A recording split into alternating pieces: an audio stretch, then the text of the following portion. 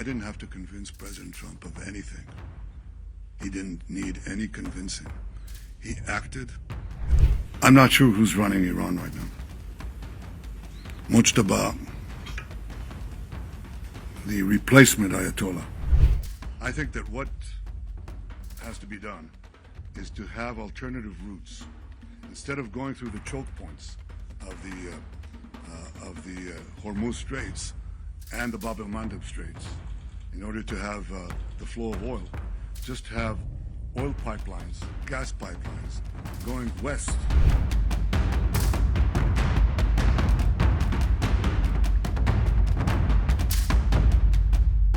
Well, we have achievable goals, and I'm not going to speak about the full battle plans that we have with the United States. We're well coordinated with them. I will say this, that once we achieve our goals, then I have argued, I think, and Americans understand this very well because we're real partners. I think that what has to be done is to have alternative routes. Instead of going through the choke points of the Hormuz Straits and the el-Mandeb Straits, in order to have the flow of oil, just have oil pipelines, gas pipelines going west through the Arabian Peninsula, right up to Israel, right up to our Mediterranean ports, and you've just done away with the choke points for forever. That is definitely possible. So I see that as a real change that will follow this war. But I also see this war ending a lot faster than people think.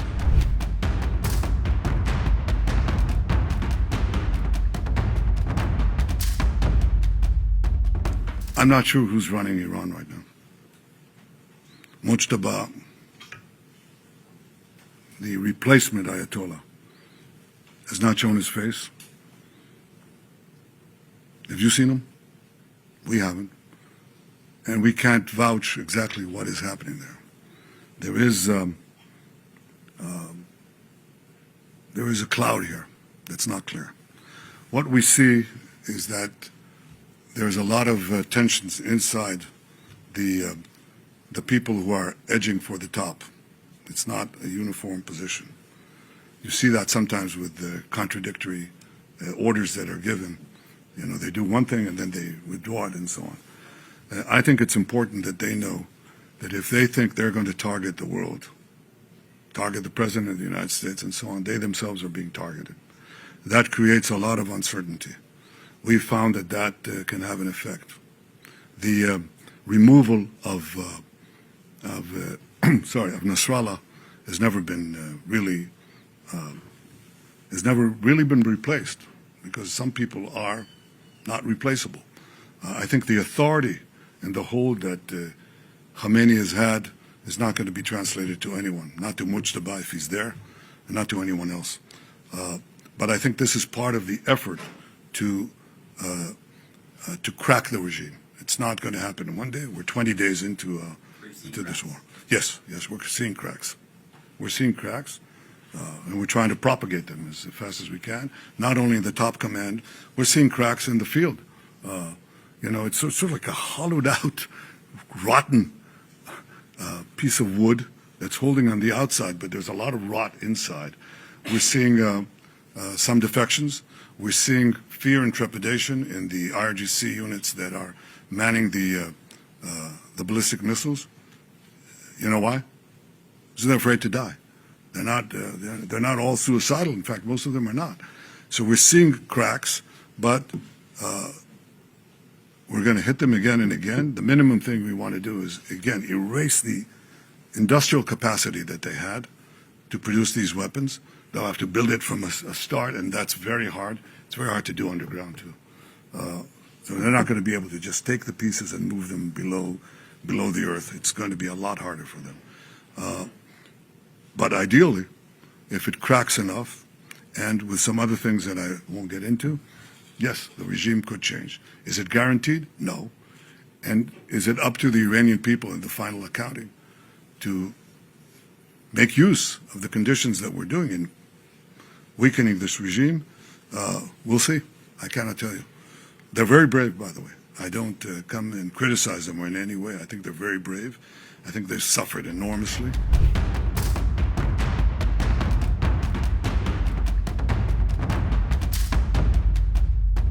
Misled no one. And I didn't have to convince President Trump about the need to prevent Iran from developing its nuclear program, putting it underground, and being able to launch nuclear-tipped missiles at the United States. He understood that. He explained it to me. I didn't explain it to him.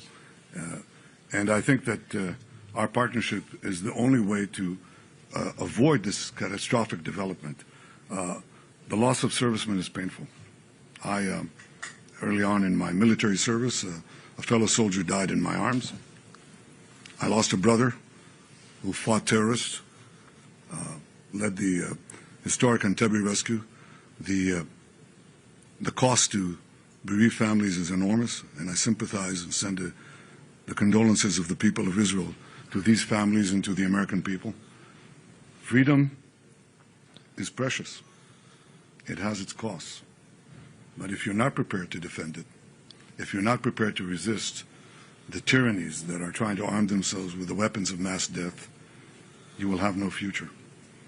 And therefore, we're doing what we can. As far as oil prices rising, spikes, you know what a spike is? You know what a spike is? It goes up and goes down. The Americans are working very hard, and we're trying to help them in every way that we can, to open the straits of Hormuz.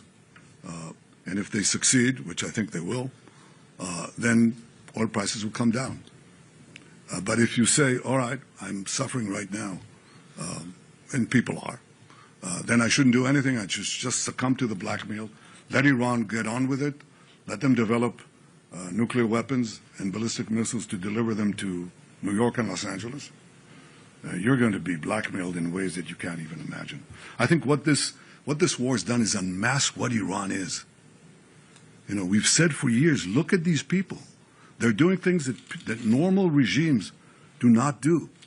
I don't hear even adversaries of the United States chanting death to America, death to the great Satan, massacring tens of thousands of their own people at will like that in 2 days.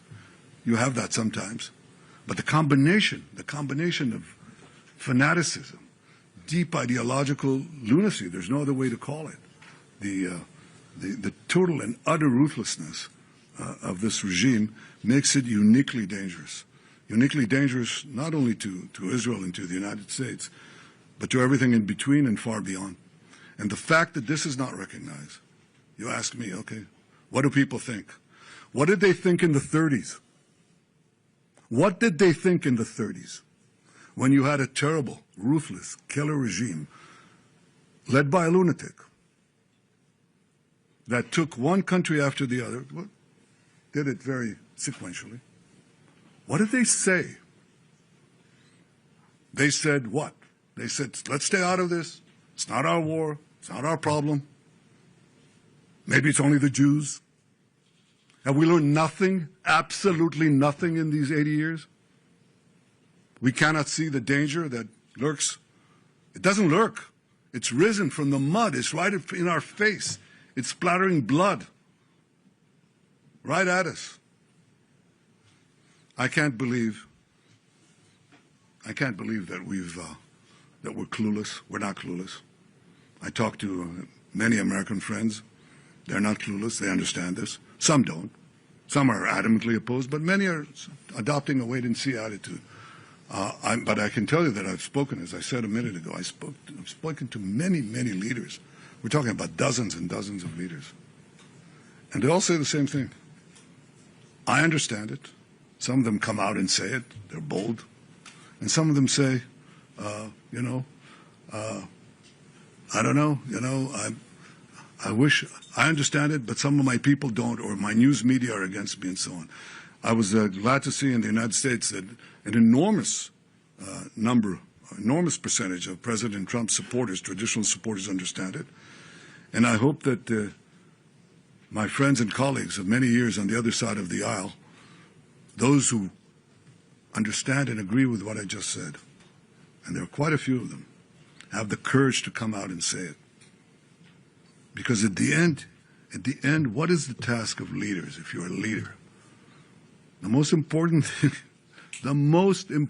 thing, is to assure the security of your people. And that means identifying danger in time and acting against it. That is a prerequisite for the survival of any biological organism. You have to identify danger in time and act in time against it. You either fight or flight. These are the two options you have. Where can you flee? Nowhere, because Iran can reach any part of the world. So you have to, at a certain point, fight. And this is the juncture where we've reached in time. Not too late, but in time.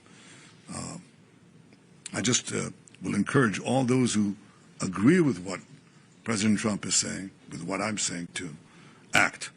I didn't have to convince President Trump of anything. He didn't need any convincing.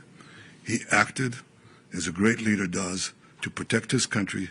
I didn't have to convince President Trump of anything. He didn't need any convincing. He acted as a great leader does to protect his country and to protect the future.